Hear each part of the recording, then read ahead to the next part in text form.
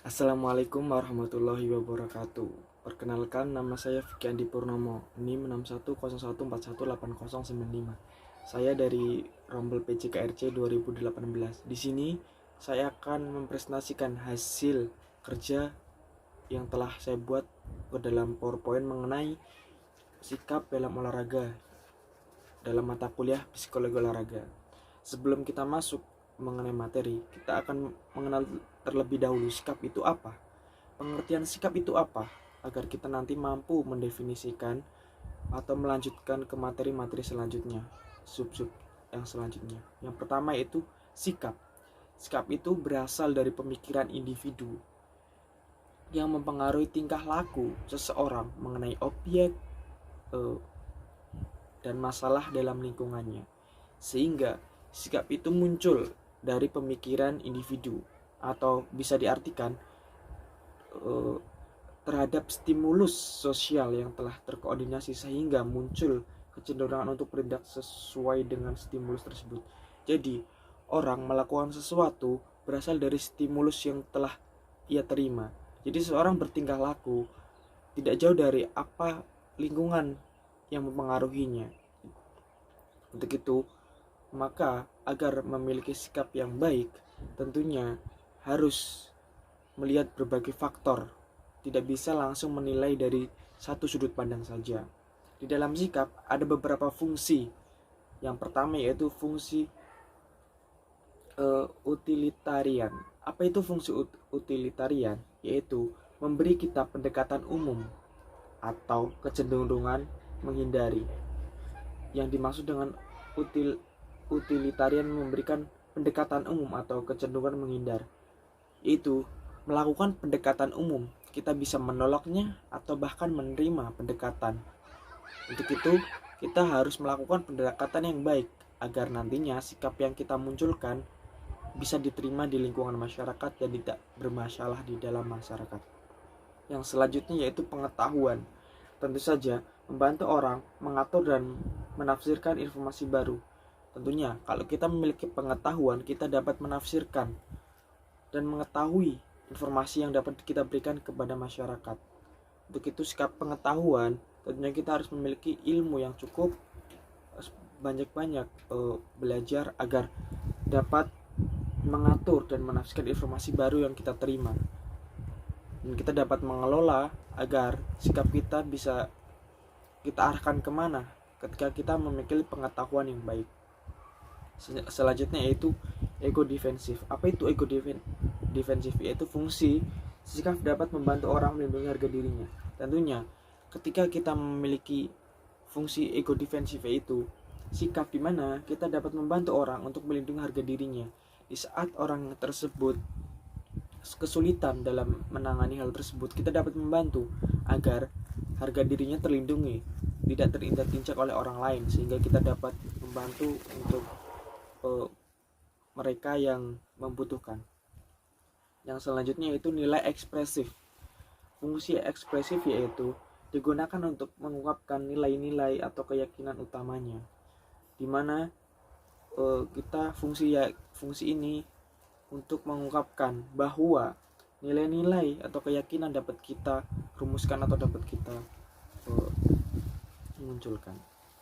Yang selanjutnya yaitu dalam sikap ada sifat dalam sikap ada dua, yaitu pendekatan fungsional dan pendekatan struktural. Yang pertama yaitu pendekatan fungsional. Apa itu pendekatan fungsional? Pendekatan fungsional adalah mengapa kita memiliki sikap dan bagaimana mengadopsinya sikap tersebut untuk membantu kita. Nah, di sini kita bagaimana caranya kita mengadopsi sikap agar membentuk dan membantu kita, tentunya dari diri kita sendiri. Bagaimana kita mengelola sikap tersebut agar membantu diri kita untuk bisa bersosialisasi terhadap lingkungan atau masyarakat sekitar. Fungsi dalam pendekatan fungsional terdapat tiga fungsi, ini fungsi adaptif, fungsi pengetahuan, dan fungsi pengetahuan ego. Yang pertama, apa itu sih fungsi adaptif? dalam pendekatan fungsional, yakni kognitif terbentuk dari pengetahuan dan informasi yang diterimanya, yang selanjutnya diproses menghasilkan suatu keputusan untuk bertindak. Jadi, kognitif itu kita menerima informasi sehingga kita dapat memberi keputusan untuk tindakan kita selanjutnya. Yang kedua ya ini afektif atau pengetahuan, yaitu menyangkut masalah emosional, subjektif sosial terhadap suatu objek secara umum. Komponen ini disamakan dengan perasaan yang dimiliki terhadap suatu objek. Yang selanjutnya yakni fungsi pertahanan ego. Ini menunjukkan bagaimana perilaku atau kecenderungan ke perilaku yang ada dalam diri seseorang berkaitan dengan objek sikap yang dihadapinya. Yang selanjutnya yaitu sifat sikap, yaitu pendekatan struktural. Pendekatan struktural adalah faktor-faktor berbeda yang dapat membentuk sikap, yaitu aspek apa saja yang terdapat dalam pendekatan struktural, yaitu aspek kognitif, aspek afektif, dan aspek perilaku. Selain itu, selain sifat sikap, di dalam sikap ada skala yang dapat untuk mengukur sikap. Skala pengukuran sikap ada 3, yakni skala Likert, skala Thurston, dan skala diferensial. Yang pertama yakni skala Likert. Apa itu skala Likert?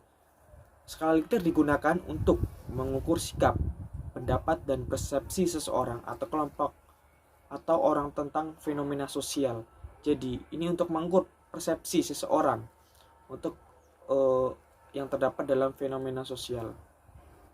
Selanjutnya ini skala Thurston. Skala Thurston adalah skala yang disusun agar responden memiliki pernyataan yang ia setujui dari beberapa pernyataan yang menyajikan pandangan yang berbeda-beda.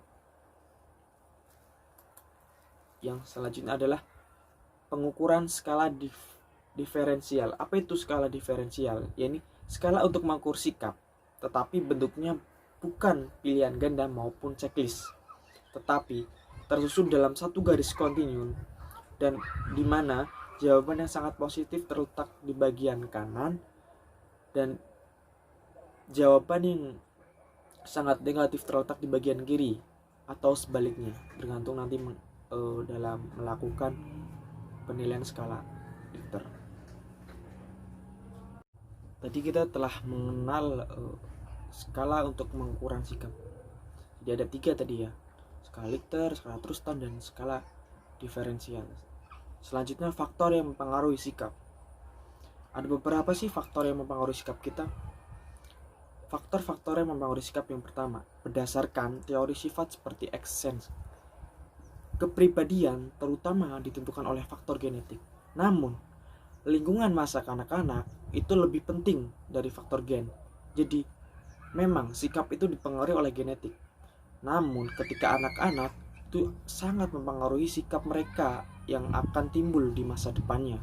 Jadi, perlu bimbingan atau pengawasan dari seseorang atau orang tua atau di masyarakat dalam ranah anak-anak agar mereka memiliki sikap yang baik.